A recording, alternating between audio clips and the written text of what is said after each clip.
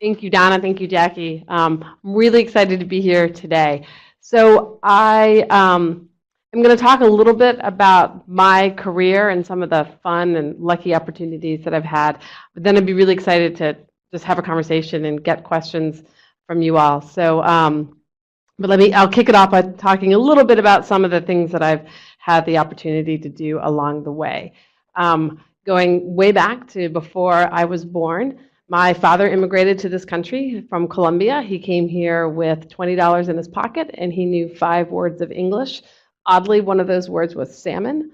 I don't know why, but he came here to study medicine. So he studied at Emory University in Atlanta, Georgia, and learned English, bought a dictionary, took it home, taught himself 100 words every night, went into the hospital, and ended up having a very successful career as a doctor and brought our family to Washington, D.C., which is a city that he had fallen in love with when he was stationed at Fort Belvoir. I, like the children of many immigrants, had a wide variety of career choices open to me. I could be a doctor or I could be a lawyer. And I chose to be a lawyer. So I have a sister who's a lawyer. I have a brother who's a doctor. And when I went to law school, I was and still am concerned about immigration policy in the United States. So I went to law school because I wanted to be an immigration lawyer.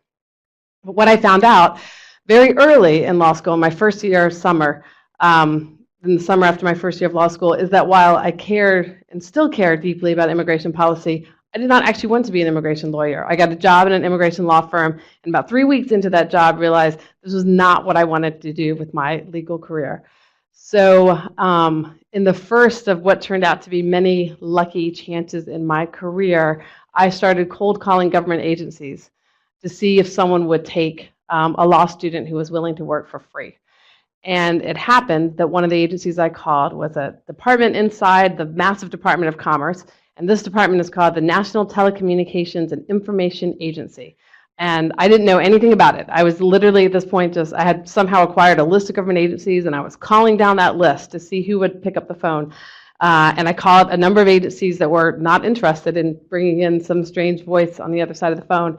But in this case, it happened that the assistant was away from the desk, and a lawyer was walking by the desk on his way out to lunch, and having gotten to know him a little bit, he's kind of kooky, and he picked up the phone and he heard the student on the other side saying, "I'm at Georgetown Law School, I'm really interested in working for free." And he said, "Sure, you want to work for free? Come in tomorrow and we'll figure out what you're going to do." And that ended up being something that really set the rest of my career on the path that it's been on. So I went to NTIA, and this is pre-commercial internet. But at the time that I was there, everyone was talking about convergence. And the idea was that at some point it would be possible to send text over mobile phone lines, or possibly even be able to send a picture over phone lines. And there was a lot of excitement about this, and also a lot of concern about what this was going to do to the traditional media and entertainment companies. But it was a fascinating time to be there, and I was incredibly lucky that the woman who headed up the office, a woman named Jean Pruitt, was really smart and really willing to give even unpaid, untested interns responsibility to go off and do things. So it was an incredible opportunity to get, and I came out of that experience wanting to be a telecommunications lawyer, because at that time internet law didn't really exist. The phrase wasn't even in popular use. So I wanted to be a telecommunications lawyer, and but what I wanted at that point more than anything in the world was to move to New York City, because I'd grown up in DC. I went to grade school and high school and undergrad and law school in DC, and so I wanted to move to New York and never under any circumstances return to Washington, DC. So you can't really do telecoms law in New York, or at least you couldn't at the time. So I got a job at a firm doing structured finance, doing securitization.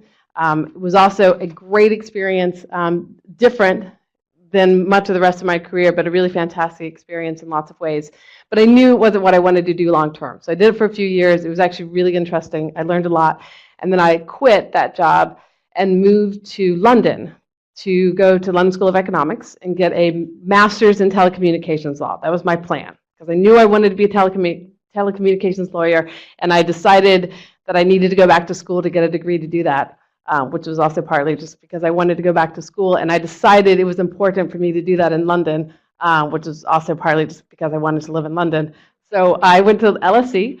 I quit my job. I pulled all my savings out, and I went to LSE, and I went to sign up for telecoms classes. And when I arrived on campus at LSE, I was informed, something that I probably could have figured out if I had done just a little bit of research beforehand, that the telecoms professor was on sabbatical, and they were not offering telecommunications law that year at LSE. So I thought about that for a little while. But at that point, this is now 4 years out of law school, they actually did have a class called Internet Law. So I thought, oh, great, that sounds really interesting. So I went to sign up for that, and it was super boring. It was unbelievably boring. So I'm like, this is not going well for me. But in that class, they were talking a lot about copyright. So I was like, maybe that's interesting. So I went to sign up for a class on copyright law, had a fantastic teacher, Ann Barron, and ended up graduating from LSE with a focus on copyright law, doing a dissertation on the internet, and also doing a dissertation on the Great Gatsby, because I also loved 1920s American history, and I didn't want to choose at that point between the internet and Great Gatsby. But when I got out of LSE, I did have to make a choice, and I decided to go to an American law firm named Covington and Burling and work on internet law and copyright law in Europe. And it was an absolutely amazing time to be there. So I was working in Eastern Europe, Central and Eastern Europe. I was working in the Middle East and South Africa, and then in mainland Europe, setting up sort of internet and copyright law programs and doing policy in those various places. And at the time, Central and Eastern Europe were just starting to rebuild their legal system. So it was a really fascinating time to be there, and I have lots and lots of stories from that time. I remember going to the Supreme Court of Romania because I was researching something related to Romanian law and working with our local council, and seeing wild dogs wandering around the Supreme Court of Romania because the former government had, as a symbol of what they thought of the institution of law, had allowed the Supreme Court to collapse. And at the time, the country didn't have the money to rebuild it.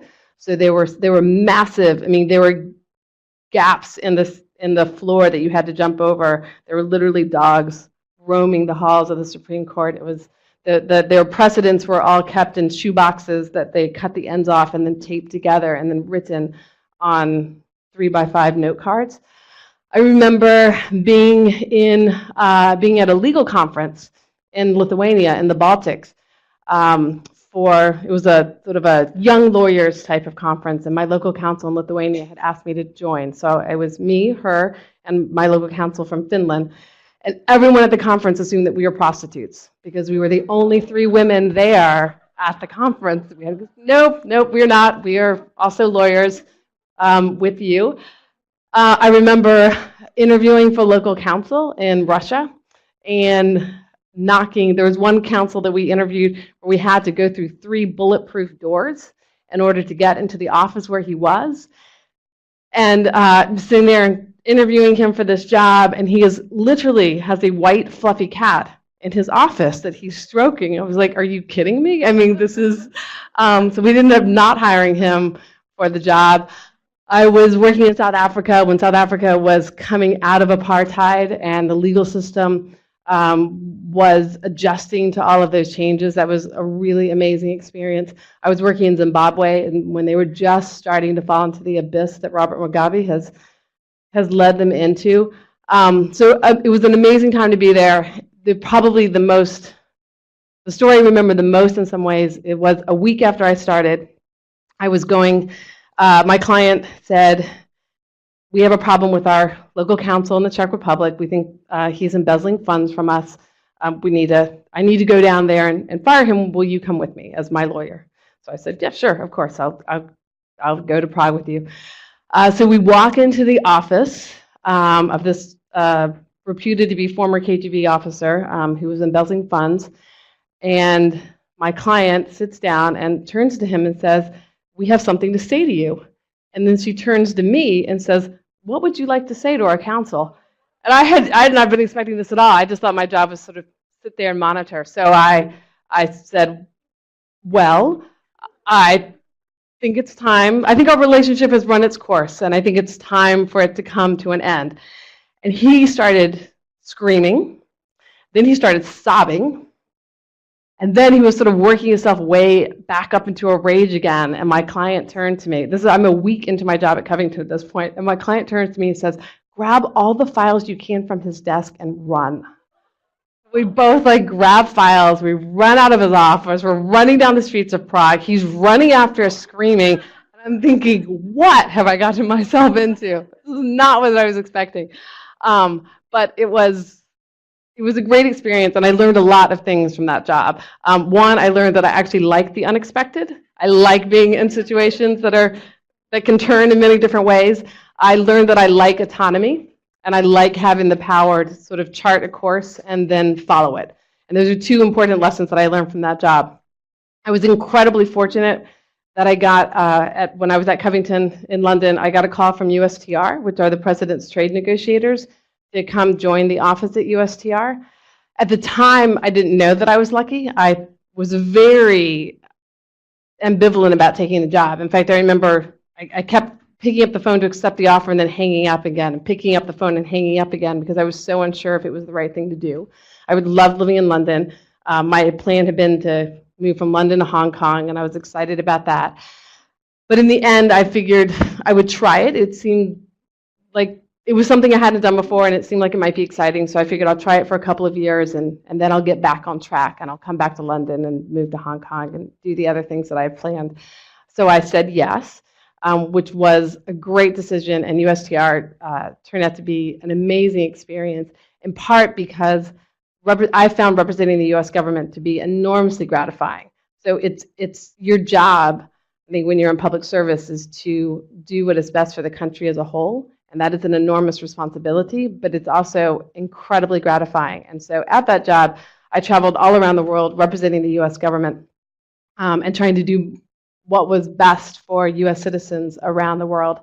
It was an amazing experience. I have lots of stories from that job as well, but I learned a couple things from that job that were useful to me later on. So one thing that I learned that was actually quite useful is I learned that my negotiating style is to try to have everyone leave the table feeling somewhat happy about the outcome. And that was an important thing to learn about myself and about what my overall style was. I also learned very clearly in that job how much people look to the United States as an example, and how much of an example for good the United States can be if it chooses to be, and how much power we can wield if we are that example for good. And I think that is, perhaps today more than ever, extremely important for us to remember. And the third thing that I learned is that for trade, international trade, I think the most important thing about the trade agenda is the relationships that it builds between countries and its ability to bring countries together. And there is a lot of controversy right now about trade. But I think the fundamental question is whether or not we want to be part of the global community or not. And that is, I think, the decision that we make when we decide whether or not we are supportive of international trade or not. I think you can and should have a healthy debate about what the provisions are, but fundamentally, it's, do we want to participate in the world or do we not? I think that's also a question today that is perhaps more important than ever. So USTR, amazing experience. I left USTR. I went briefly to be an academic and taught law school, taught international trade and intellectual property law, which was a lot of fun, particularly meeting the students. And then I was incredibly fortunate to have the president nominate me to be his advisor on intellectual property. And so went to join the White House in this brand new role that had never existed before. So it was my own little startup office inside the White House. And like most startups, very underfunded. But it was an amazing experience. I will never forget the first day that I showed up at the White House. As I said, it was a brand new job. No one had ever done it before. It's a brand new office, and it's quite unusual for a new office to be started inside the White House. So there were many things about it that didn't have a clear precedent. And I remember walking in, and someone came to greet me, and they took me to an office and opened the door, and they said, "This is your office. welcome, and then they walked away. And so I'm in a room, and the room has a desk and a chair, and it has 4 walls that are completely blank and no paper. And I remember sitting down in that chair at the desk, and about 10 minutes passed. I'm like, no one is coming, no one is calling. Like, it's just me. It's just me and these 4 walls to figure out what it is we're going to do. And it was really daunting. And I remember that first 10 minutes thinking, I'm not sure how this is going to go. But it was also an opportunity for me to bring together a lot of the things that I had learned in other places. So one thing, negotiating skills are really a useful thing to have in the White House.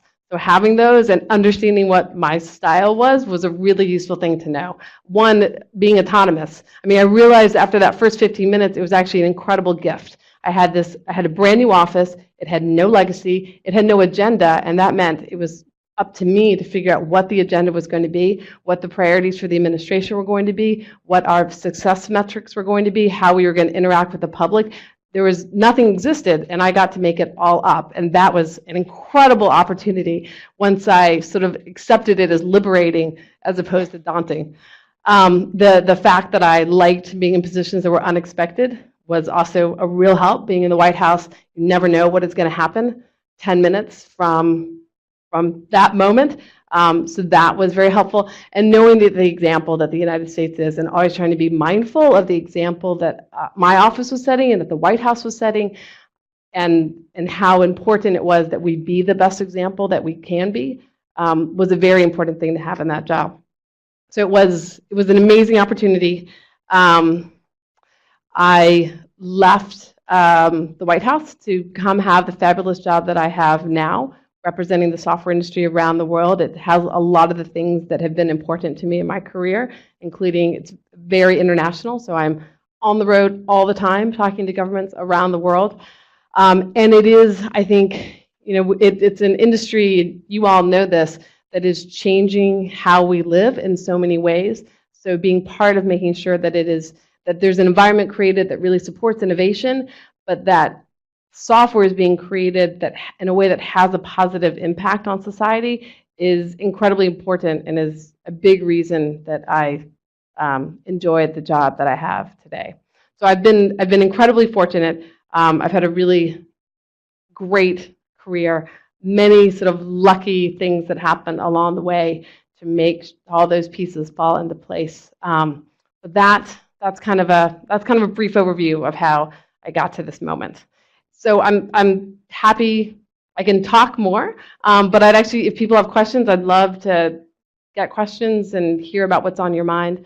I will say, in terms of things, the thing that I think that I learned that was most important from my White House experience is that I think the most important part of public service is listening.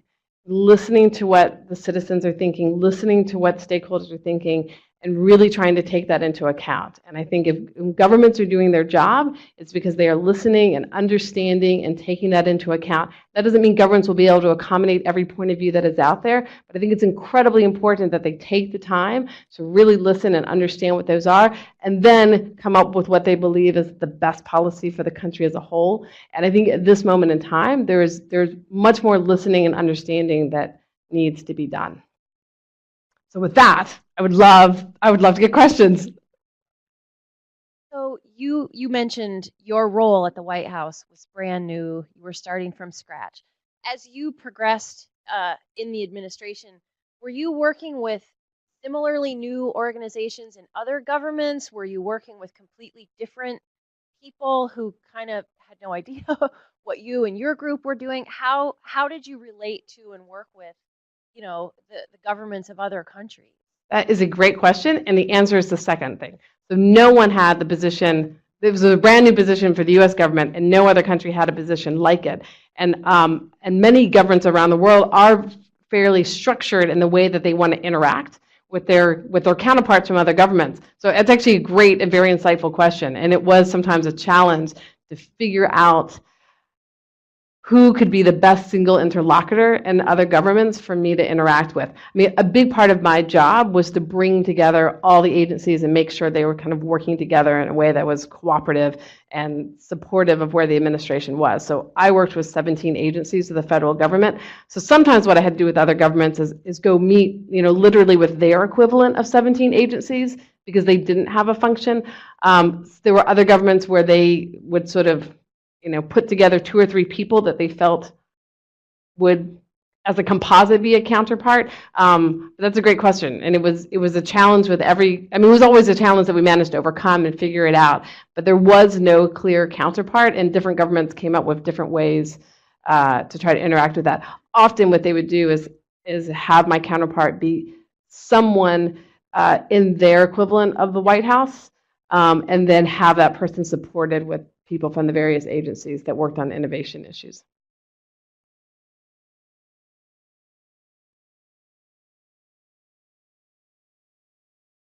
Can you talk more about what your priorities were once you got into the job? And then also, has the administration continued with someone in that role? That's also a great question.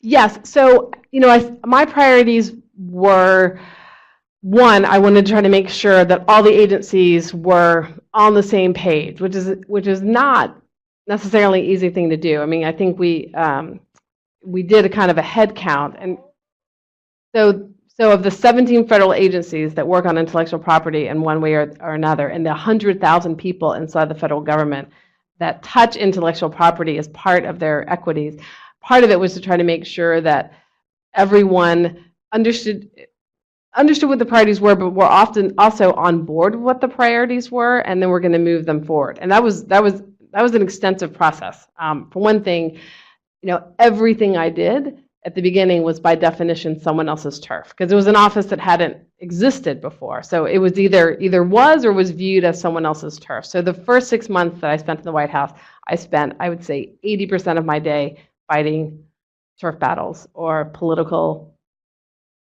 machinations inside the White House and the agencies.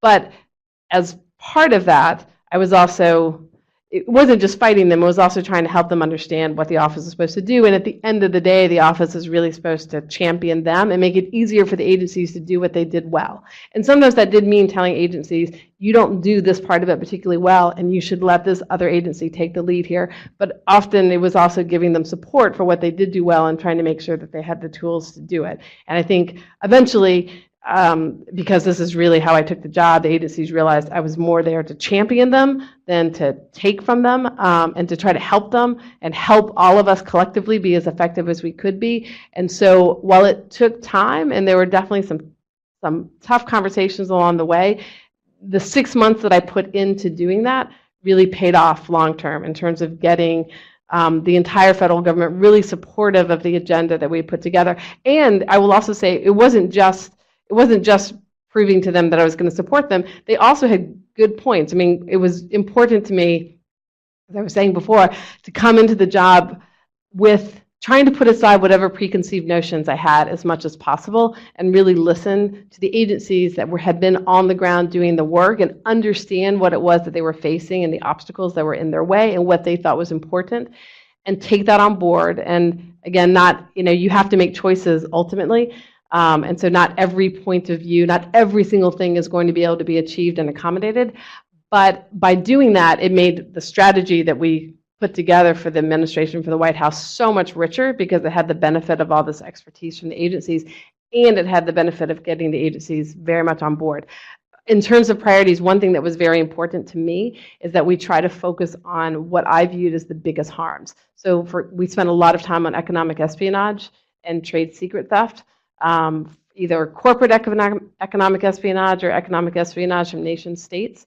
That wasn't something that the U.S. government had focused that much attention on at the moment, but that was, I thought, had enormous implications for our ability to compete around the world. So that was the big priority for me. Another priority was trying to cut off the money supply to criminal enterprises that were engaged in things like setting up fake online pharmacies. So, the counterfeit drugs are an enormous problem in many developing countries overseas. They had tended not to be here because our supply chain is regulated and relatively controlled, but fake pharmacies were being set up and they were selling fake counterfeit drugs to people who were unaware of what they were buying. And that is horrifying. So I spent some time trying to get more, successfully getting more aid to developing countries to deal with the counterfeit problems they had, but also trying to move quickly to cut off fake online pharmacies from infiltrating the US system. Hi. First of all, thank you so much for coming, Victoria, to Adobe. I have a two-part question on challenges for cyber law. One is, what is the biggest challenge in the development of cyber law? Followed up with, if you could discuss why is it that that's the biggest challenge? Thank you. What is the biggest challenge in cyber law? Wow, that is a great question. So I think there's a few things, but I'm going to focus on one because I think this is an enormous challenge. I think it's the biggest, but it's definitely a big one. So right now, cyber law, actually like many areas of law related to software and data, other things, there is no clear-cut international consensus, or frankly, there's no even not clear-cut international consensus. And that is an issue, I think, in a lot of areas. It's an issue, but in cyber law, I think it's particularly important to try to get as much as we can with like-minded countries, start growing a base of consensus about what is appropriate to do in terms of cyber law, what's appropriate in terms of offense and defense, for example. That's going to be very difficult to do, and the reason that is such a big challenge is because of the sensitivities that governments, including our own, will feel about wanting to protect their citizens and protect whatever system it is that they have built up internally. On the other hand, it's clearly an untenable situation if we have governments like the United States and European governments and the Japanese having different legal systems around it and different capabilities. So I think the first step there is to try to build some consensus with countries for whom we share a relatively similar legal framework and sense of values, and then hopefully to be able to expand that out to other countries as well. Questions in the room? Oh, sorry. I was just going to ask, does Obama still have someone thank in you. this role? Yes, he does. So it's a gentleman named Danny Marti, who was confirmed. I guess it's been a couple of years now that Danny has been in the job. So I didn't know him before he had it, but he came to it with a lot of enthusiasm and excitement, which is great. And they seem to be moving forward on the agenda. What I'm really hopeful for is that the next administration also moves quickly because like any new office, we have created a fair amount of momentum, and you need to keep that momentum going. So hopefully the next administration will also move quickly to put a person in that job. Questions in the room? I have a follow-up question. Since the internet is basically global, is there any sense of trying to create some kind of U.S. internet jurisdiction aspects to create a basis for cyber law governing transnational agreements? Well, I generally have a good opinion of U.S. law and its fundamentals. So my bias towards that answer would be it would probably make sense to look to the U.S. system, not solely the U.S. system, but to look to the U.S. system. Here's an area where I think I can make that more specific. So I think one of the big challenges that we have, so the internet has brought us many good things, right? One of the things that has brought us is cloud computing and all the benefits that cloud brings to companies, big, small, governments, and others. And big data analytics, and there's a lot of promise around those. Well, cloud computing literally does not work if you have governments that are working to keep the internet within their borders or keep information and data within their borders.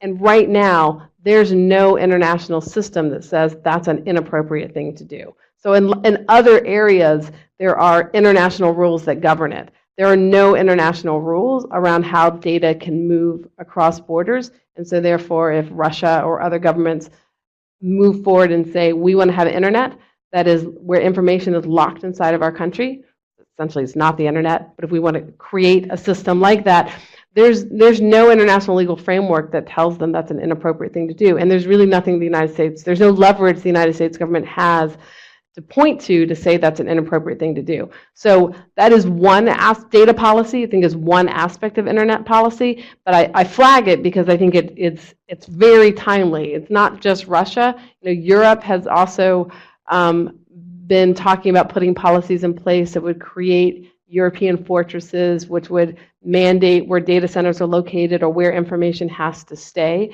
So it's a problem that's cropping up in a number of countries in Asia as well.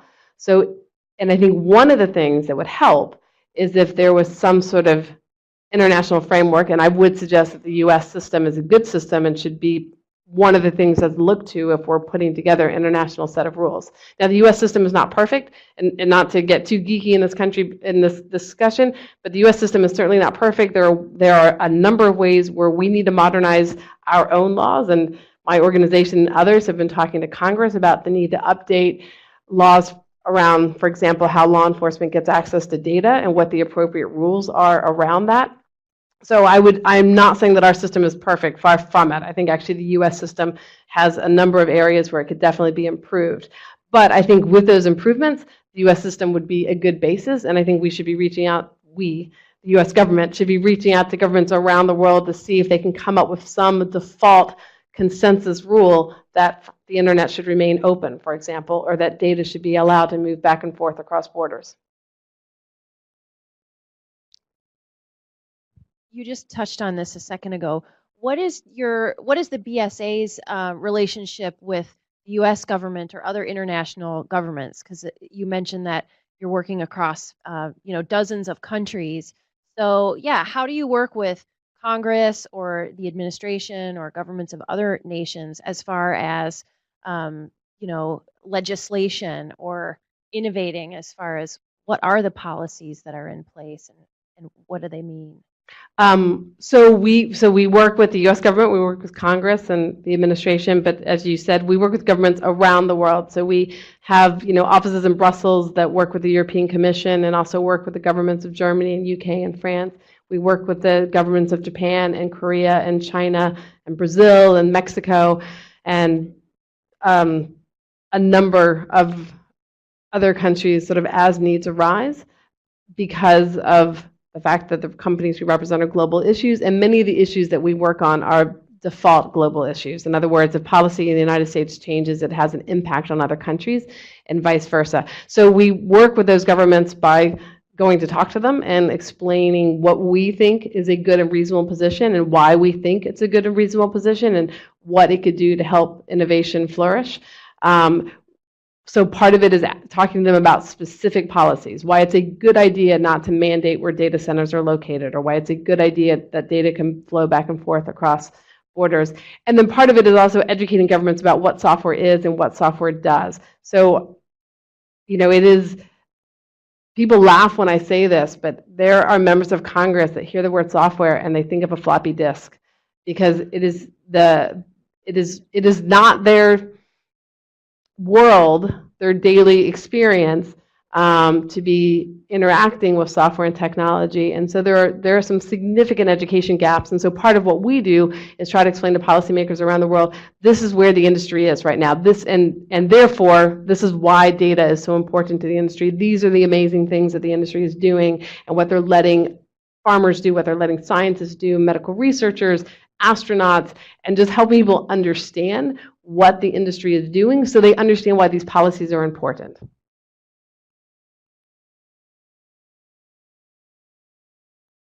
What is BSA doing to help fight piracy of software? Adobe's had some issues of it in Asia, so what is BSA doing to kind of help put policies and similar in place? So that's a great question. I will tell you one of the things that we've done is we have started to eliminate the piracy from our vocabulary, because it is my view that most of the companies that we deal with are using unlicensed software, but they are not pirates in the sense of being criminal enterprises. There are criminal enterprises that are out there doing things, but a lot of companies are using unlicensed software for a whole variety of reasons. They are not criminal enterprises. And so one of the things that we've started to change is how we talk to those companies, because I absolutely want them to use software within the terms of its license, but we need to talk to them in a way that resonates with them and that they understand that we are talking to them. I think, one of the problems that we see is that companies often don't know fully what is deployed on their networks. That's an issue, not just because of unlicensed software, but in terms of cybersecurity. Not knowing fully what is deployed on your network is a real susceptibility. And so we have programs around the world where we work with companies to try to get them to be compliant, but also work with them to help them fully understand what it is that's on their system and are they using it in the best way possible.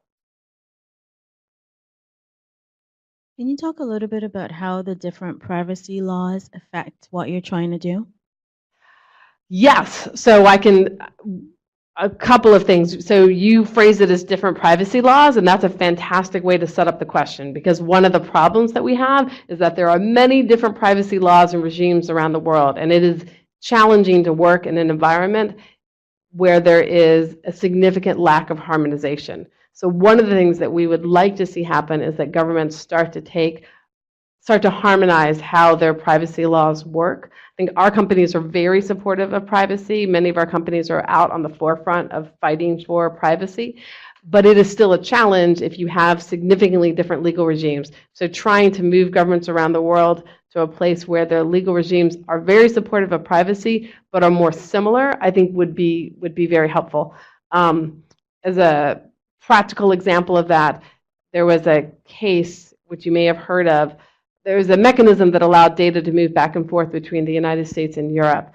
It was called the Safe Harbor, and it was revoked in October after the European Court of Justice found it to be inconsistent with European law. And so, as an example of the kind of things that we do, so we worked closely with the U.S. government and with the European Commission, encouraging them to come to an agreement, to put a new agreement in place that would be supportive of privacy, but would also give companies predictability so they would know that they would be able to share data back and forth within their company, which is important for our companies, but actually more important for the clients and the customers of our companies. So your customers are sharing data back and forth, and they need to be able to do that in order to run their businesses. And so one of the things that we did was we encouraged the United States and the European Commission to come to a new deal, which they did in January, called the Privacy Shield. But then we have also been talking to them about the fact that they need to be looking to the future and figuring out long-term what is going to be a sustainable long-term agreement that can bring the United States and the European systems into harmony. And then, and I think this is very important, while this has been an enormous issue between the United States and Europe, and those are two very important countries and markets, it's also an issue around the world, and there's been a lot of focus on the United States and Europe, but India needs to be able to share information. Japan needs to be able to share information. And so I think it's very important that we continue and frankly increase the focus on trying to come up with a global agreement and a global framework for how data is shared as quickly as we can.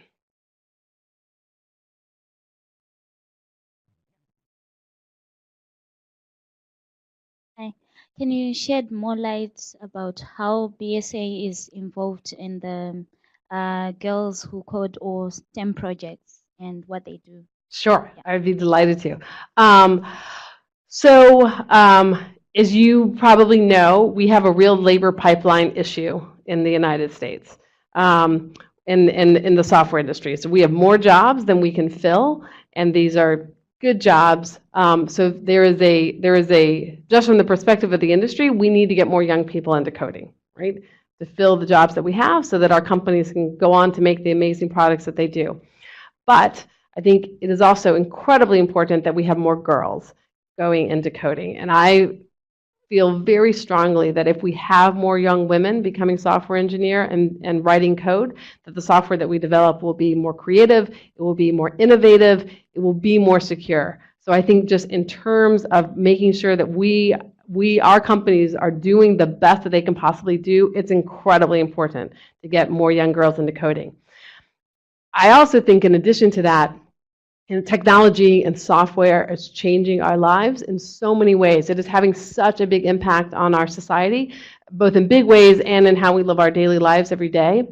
And I don't think we don't want that technology to be shaped where half the population isn't fully at the table. I think that would be an enormous mistake.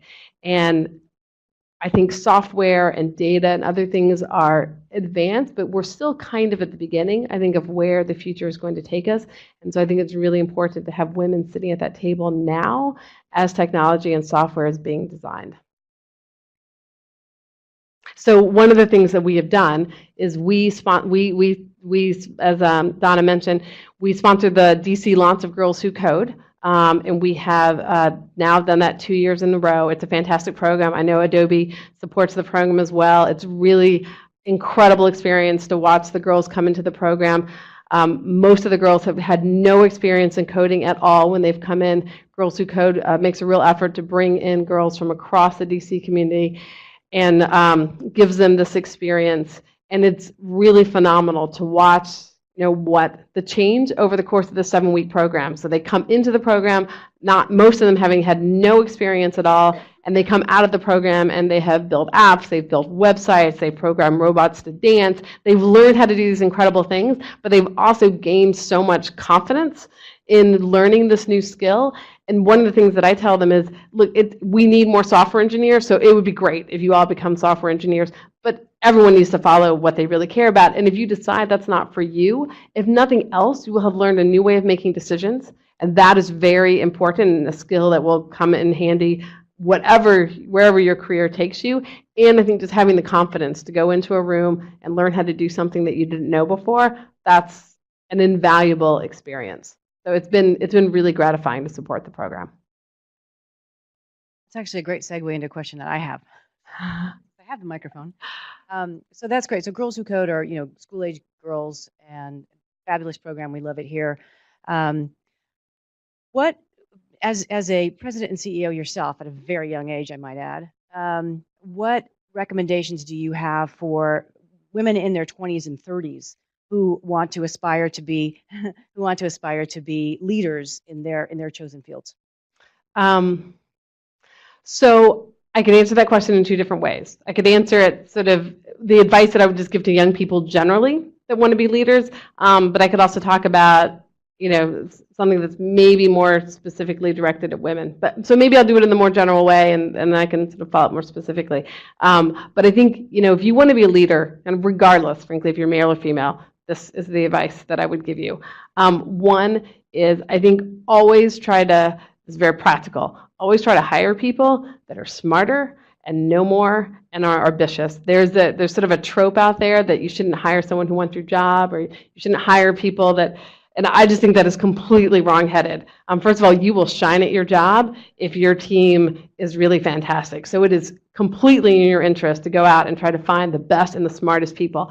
And I think the idea of hiring someone who wants your job and is ambitious is not a bad thing, because my attitude is, while they're going to do fantastic work, and while you're training them to take your job, you can then leave and go on to the thing that's next and best for you, and know that your organization is left in very capable hands. So I think that is enormously important. Always be trying to build a team and support, and then go out and support that team that is as good as it possibly can be. A second thing that I would say is, and I think this is just something you always have to be calibrating. So I think at least certainly you want to strive for perfection. You want every product that you produce to be as perfect as possible. You want any policy decision that you make to be as perfect as possible. On the other hand, you also live in the real world, and there are going to be times when you have to make decisions and you don't have perfect information, and you may never have perfect information, and you're just going to have to make a decision and move. And those 2 realities exist, and so you shouldn't really try to choose one or the other, in my opinion, but you should always be mindful of that choice and trying as best as you can, just aim for perfection whenever you can, but not let that stand in the way of making decisions when you have to.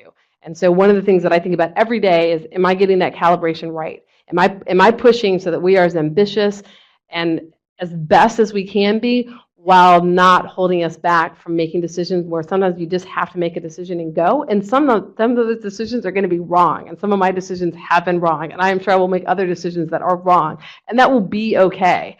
But I think that calibration is something that if you want to lead, you have to always be mindful about whether or not you feel like you have the right balance there. I would say a question that I get a lot is confidence. I do tend to get that more from females than from males. But I think, how you build confidence is something that I've thought about a lot over the course of my career. So I would say a couple of things. One is, I think it is really important to be doing things that scare you. And I think that is the only way. If you are pushing yourself outside of your comfort zone all the time, that is, I think, one of the best ways to get confidence. Now, you don't want to overdo it. If you are terrified all the time, you are probably in over your head, and that is probably not going to work out well. But I think, my rule of thumb was always to be trying to make sure that at least once a week I was doing something that I was scared to do. And the truth is, if you do that, if you're doing things that you're scared to do, by the time you've done that thing 20 times, you won't be as scared as you were the first time. And by the time you've done it 100 times, you won't be scared at all. And so I think looking for jobs where you are always going to be pushed out, consistently pushed outside of your comfort zone is a really good thing. The other thing I would say on confidence is there are going to be times when you're not going to have had a chance to do it 20 times before, and you're just going to have to hold up your head and walk into that room and make the best of it and know that it's going to be okay. And that, putting that fear behind you so you just walk into that room and try to own it is incredibly important. So I think those are the advice I would give in terms of confidence. Maybe one more thought on this. So I think another question that I get a lot in this context is sort of the balance between work and family, and that's a tough thing to balance. Absolutely. Frankly, if I could give another piece of advice to all young people that want to be leaders, it's try to have a really fantastic parent. In my case, it was a mother, and having that support network there was really, really important. So if you can pull it off, having a fantastic mother or father that you can turn to can be really, really helpful. But I think, in terms of the balance between children and work and family and work, I would say a couple of things. So one is, and this is actually something that happened to me when I was at the White House. I was at home, and the White House is a very 24/7 job. Like you are, the expectation is that you are always on. And so I was at home, and so I was with my child, who was 3 or 4 at the time. But I was on my BlackBerry. So I was sort of with him physically in the room, but I was on my BlackBerry. And he walked over to me without saying a word, and he looked me in the face, and he took that BlackBerry out of my hands, and he walked away, and he put it on a bookshelf, and then he walked back to me and took my hands and looked at my face, and he didn't say a word, but it was incredibly clear what he was trying to say. And so, I'm sorry, And one of the things that it taught me is to really try to be present in the moments that I'm there with my children. So I can't be with them all the time, and that's fine. I mean, I'm really excited about the choices that I've made, but I really try when I am with them to really try to be present. And one of the practical things that means is that when I walk in the house, the phone goes away. It's on it's set up so that if there's an emergency call that comes through, it will ring, but basically the phone is away until I don't see them. I think it's also been really important to tell my children that I'm excited about what they do so they understand why I'm not there all the time. And one positive aspect of that is that both my kids are really excited about growing up and going to work, because they think that's really fun because they hear me and my husband talking about how much we like going to do our jobs. But I think another thing that I've struggled with, and I struggled with this at the White House, but kind of throughout my career, is what I would call the vomit versus power dichotomy. So those of you who have children know that there are many wonderful moments with your children, but there are some moments that are not glamorous at all. And being at home and literally being on your knees cleaning up vomit is not a moment where you're feeling a lot of power in your life. And then to have to go from that and walk into a room a few hours later and convey power and convey that you have everything completely under control when you know that you don't is a real dichotomy. And it's just something that I have and continue to struggle with. And I don't know if men feel that in the same way. They may, for all I know. And I think probably some do. But it was definitely something that felt, just felt like there was sort of this dissonance in my life, and trying to compartmentalize that is a challenge, and I suspect it's a challenge that a lot of women have.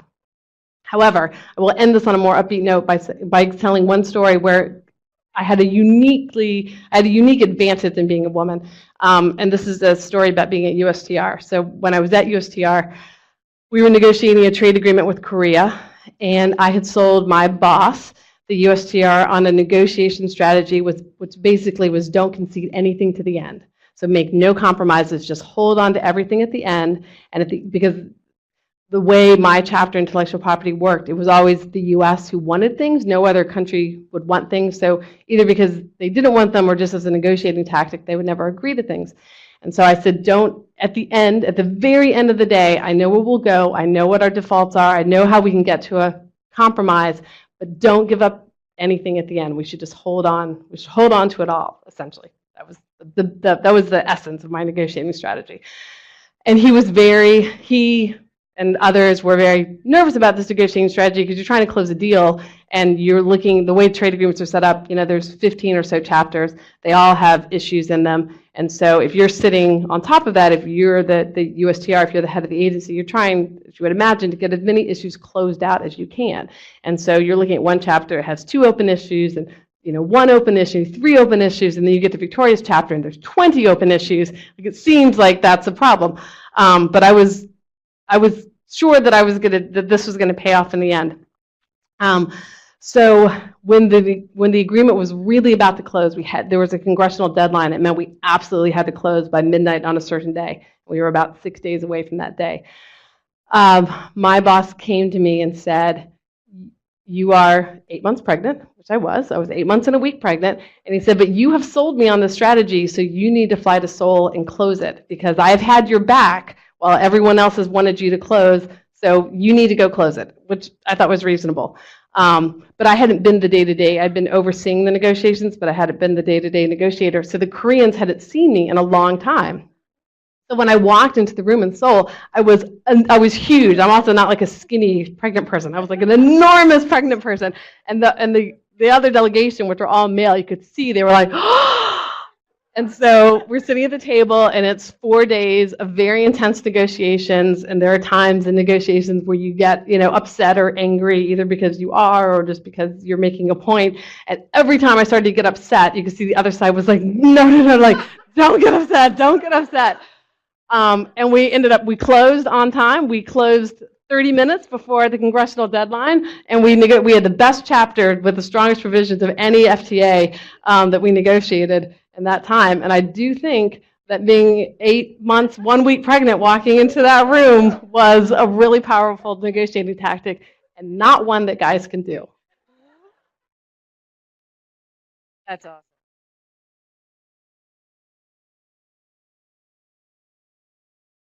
That's awesome. Thank you, Victoria. So somebody's writing in questions about your incredible Halloween parties and that you're a fangirl of Trombone Shorty, but I think we'll leave those for another time.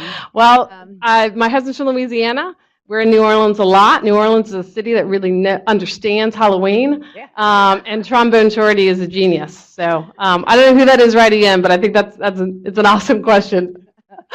Well, thank you so much. I promised her we would end a little bit early. I've got to get her to her next meeting, and we have to go to our Thank you so much. This is great.